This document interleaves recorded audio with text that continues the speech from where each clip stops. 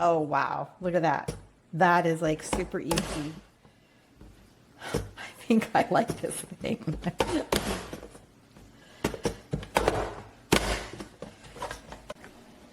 Hey guys, Sharon here. So I am reviewing my Fullstar 4-in-1 food chopper. So I just tested this on a bunch of different foods. I really like it. So let me show you how I did it. I'm in the middle of canning season and harvest season, and so I'm doing a lot of food chopping. I saw this, it came up, and it looked fantastic. I ordered it hesitantly, but you know what? I'm really liking it. I just tested it out on tomatoes, onions, potatoes, squash, and I do not regret my purchase at all. So the thing comes with this base and a lid. And within this lid, in here, fits a bunch of different blades. So the two that I will use the most are these two, and these are just dicers. There's one that's a little bit bigger. And then for small, I use this on my onions. That'd be a small dicer. It also comes with two different spiralizers, makes little spiral noodles. And then, of course, it has some cleaning supplies, little brushes and things to when you're washing it. It is super easy to clean, I'll tell you that right now. First of all, you know, when I get my big thing out, I have to do the whole process of cleaning it. But this was easy to clean, and yeah, so let me show you how I did each one of those foods, and then, yeah, you can decide if you like it or not. Okay, so let's first start out trying this with some onions, because I don't know about you, but I dislike chopping onions, and I truly like the way this thing works. Whenever I chop onions, I always chop way more than I need, so I put it in a Ziploc baggie in the freezer and take it out as I need to use it. But this thing, look at how fast it goes. Okay, so let's try it with some potatoes. I just harvested potatoes out of my garden, and there's always a certain amount that are kind of small and they're damaged. So what I do is I scrub them all up, I clean them up, and I just cut the damaged part off, and I go ahead and process those right away. I don't just store them plain, so I usually will freeze them, or you can can them, but let's just see what this does for chopping potatoes. Let's put that in there. Oh, wow, look at that. That is like super easy. I think I like this thing.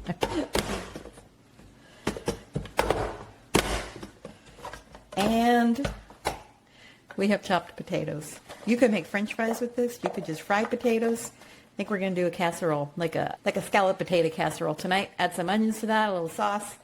Oh, it's going to be good. Okay, and here's how this thing works with tomatoes.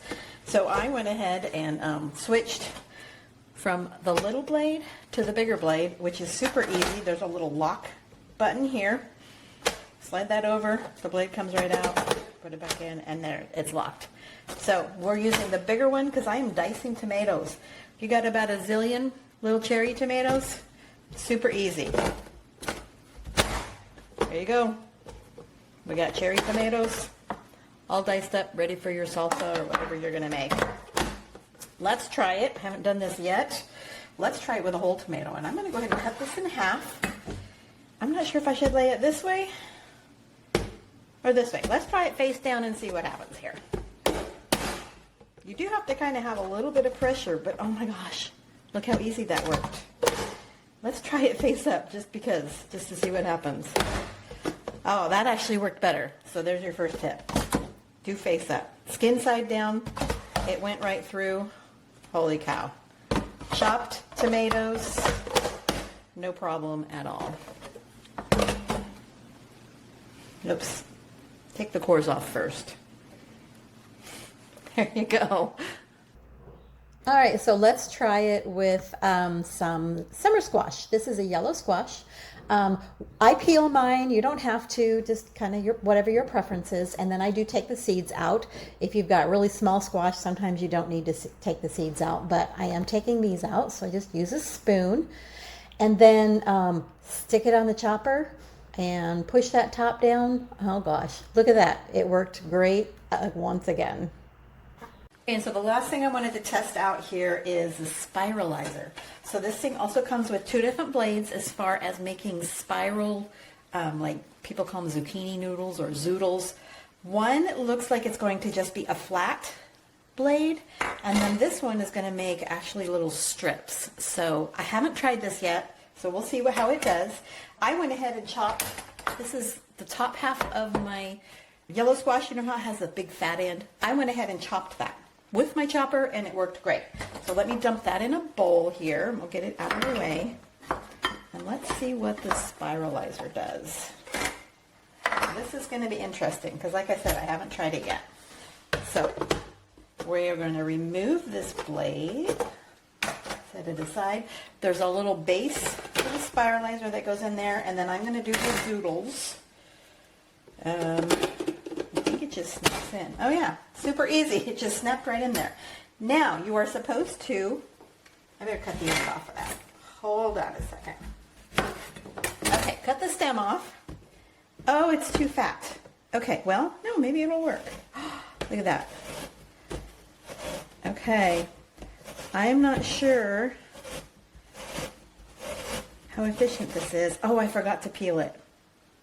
Hold on, I'm going to peel this because you don't have to peel it, but we like our zucchini and our squash peeled. So let me do that. Hold on just a second. All right.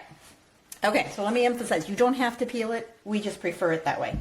And let's try it again. Okay, so I peeled my zucchini, or not my zucchini, my yellow squash. This works for zucchini also. And I'm just going to stick it down in there, and we're going to twist. Now I'm just using my hand. When it gets short, they do have this little safety tool so that you can put that on the end of your food and twist. But I'm going to do what they probably tell you not to do and just do it like this. And we're going to see what happens. Now I'm not putting a lot of pressure on this, but it does seem like you have to push down a little bit.